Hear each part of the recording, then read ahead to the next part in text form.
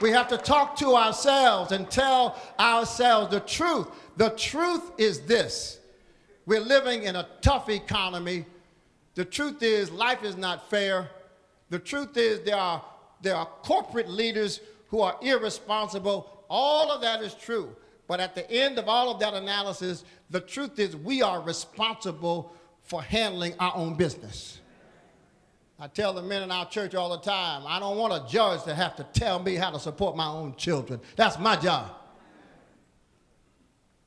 And so this young man talked to himself, and that's what this ministry is about, helping us talk to ourselves, look at ourselves, analyze what we are doing. Do you really need to give Starbucks $4.50 every day when you can get a good cup of coffee for about 42 cents if you buy it yourself? And if you can save $4 a day on Starbucks, I've been in airports at 6 o'clock in the morning and seen people lined up for Starbucks. $4.50 for a cup of coffee. When we were growing up, they used to say chock full of nuts is a heavenly coffee. Even if the coffee was made in heaven, I wasn't going to pay $4.50.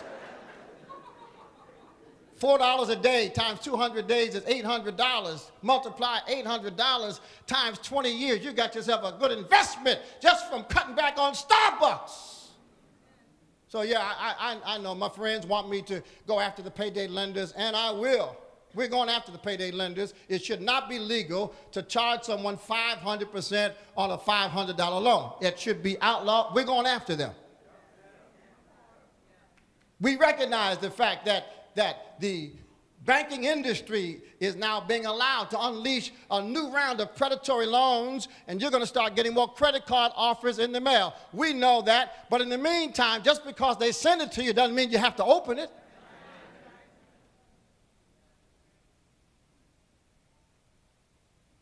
So we have to talk to ourselves and tell ourselves the truth. The Bible says, and First Peter says, that anything that has us in bondage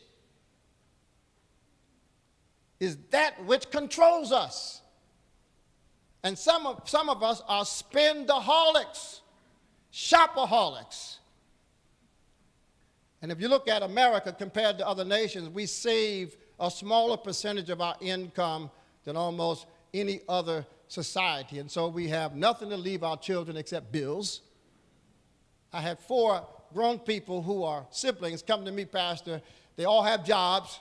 Good-looking people, drive nice cars, live in the suburbs. They got lawns and lawnmowers. Yet when Mama died, they couldn't afford to pay for the funeral. They came to me and said, Reverend, we've never asked for anything before. We need the church to pay for Mama's funeral. I said, you got a job? Yes. You got a job? Yes. You got a job? Yes. All of you have jobs. Nobody has any savings. Nobody had any insurance. All your credit cards are maxed out. We've got 3,500 families. Have a bury your mama. I got to bury everybody else's mama. We'll turn from a church into a burial society. We're not going to bury your mama. Put her in the freezer and save some money. We'll bury her later on. She ain't going nowhere. They got freezers for that. We're not burying your mother. And the tragedy, Lynn, was that they weren't embarrassed. Grown people with jobs who were not even embarrassed that they had no capacity to bury, if they can't bury their mother, what have they put aside for their grandchildren? They have no 529 for their children to go to college on. So we've got to tell the truth. We are in bondage. We buy what we want and we beg for what we need.